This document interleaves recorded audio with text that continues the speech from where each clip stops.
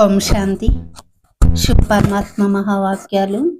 బాబా దీపావళి యొక్క రహస్యం గురించి చెప్తున్నారు. మనమైతే దీపాలు ఎందుకు వెలిగిస్తాం? లక్ష్మీదేవి ఆహ్వానించడం కోసము వెలిగిస్తాం కదా. అలాగే లక్ష్మిని వరించే అర్హత మనకు ఉందా లేదా? అలాగైతే మన మనసుని దర్పణంలో చూసుకోవాలి. మన ఆత్మజ్యోతి వెలిగి ఉండాలి దివ్య గుణాలతో. అప్పుడు లక్ష్మిని వరించే అర్హత మనకి ఉంటుంది కదా.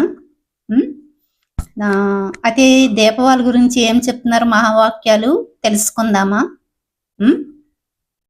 ఈరోజు బాబ్దాదా దీపమాలను చూస్తున్నారు. ఇది దీపాల యొక్క మాల కదా.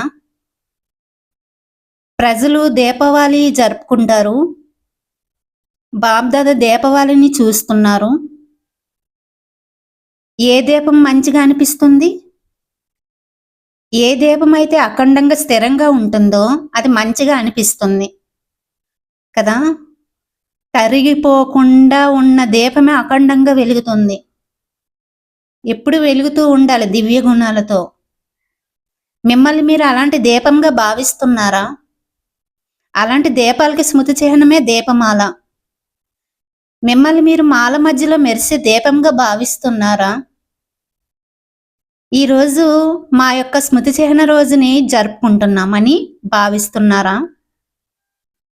దీపావళి రోజున విశేషంగా 2 విషయాలపై ధ్యాస పెడతారు కదా. స్వచ్ఛంగా ఉంచుతారు, కొత్త ఖాతా తయారు చేస్తారు. కానీ ఏమి లక్ష్యం పెట్టుకుంటారు? సంపాదన యొక్క లక్ష్యం పెట్టుకుంటారు.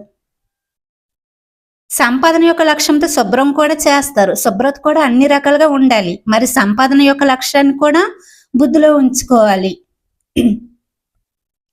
అంటే లక్ష్మీదేవి రావడం కోసం అన్ని శుభ్రంగా చేస్తారు, సంపాదించడానికి లక్ష్యం పెట్టుకుంటారు అని బాబా అంటున్నారు. అయితే ఈ స్వచ్ఛత మరి సంపాదన అయిన 2 కార్యాలు మీరు అందరూ చేశారా అంటే ఈ సూక్ష్మమైన ఆత్మకు సంబంధించిన జ్ఞానం మనకి చెప్తున్నారు బాబా. మీతో మీరు సంతుష్టంగా ఉన్నారా? సంపాదన ఉంటే స్వచ్ఛత తప్పకుండా ఉంటుంది కదా. ఈ 2 విషయాలలో సంతుష్టం అవటం అవసరము. కానీ ఎవరైతే సదా దివ్య గుణాలని ఆహ్వానం చేస్తారో వారికి సంతుష్టత వస్తుంది. ఎవరు ఎంత ఆహ్వానం చేస్తారో అంత ఈ 2 విషయాలలో సదా సంతుష్టంగా ఉంటారు.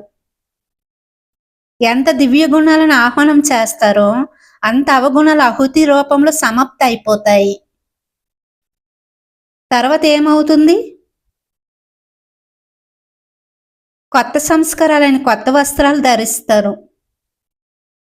ఇప్పుడు ఆత్మ కొత్త సంస్కారాల రూపు కొత్త వస్త్రం ధారణ చేసిందా, లేక అప్పుడప్పుడు పాత వస్త్రాలపై ప్రీతి ఉన్న కారణంగా వాటిని కూడా ధారణ చేస్తుందా?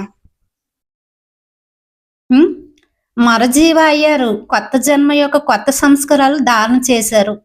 మరల పాత సంస్కారాల రూపు వస్త్రాలను అప్పుడప్పుడు ఎందుకు ధరిస్తున్నారు? పాత వస్త్రాలు అంత ప్రియంగా అనిపిస్తున్నాయా అంటే పాత సంస్కారాలు. బాబాకి ప్రియం అనిపించిన వస్తువు పిల్లలకి ఎందుకు ప్రియం అనిపిస్తుంది? ఈ పాత సంస్కారాలన్నీ బాబాకు ప్రియం అనిపించదు. అలాంటప్పుడు పిల్లలకి ఎందుకు ప్రియం అనిపిస్తుంది అని బాబా అడుగుతున్నారు. అందుకే అఖండంగా స్థిరంగా వెలిగే జ్యోతులాగా ఎప్పుడు ఉండాలి అంటున్నారు. దానికి రహస్యంగానే ఈ దీపావళి పండుగ జరుపుకుంటారు. దీపమాలలు ఎప్పుడు అఖండంగా స్థిరంగానే ఉంటాయి. ఎప్పుడైతే మనలో అవగుణాలు ఉంటాయో అప్పుడు దీపమాల ఇంకో వెలగదు, ఆరిపోతుంది అని బాబా అంటున్నారు. అచ్చా. ఓం శాంతి.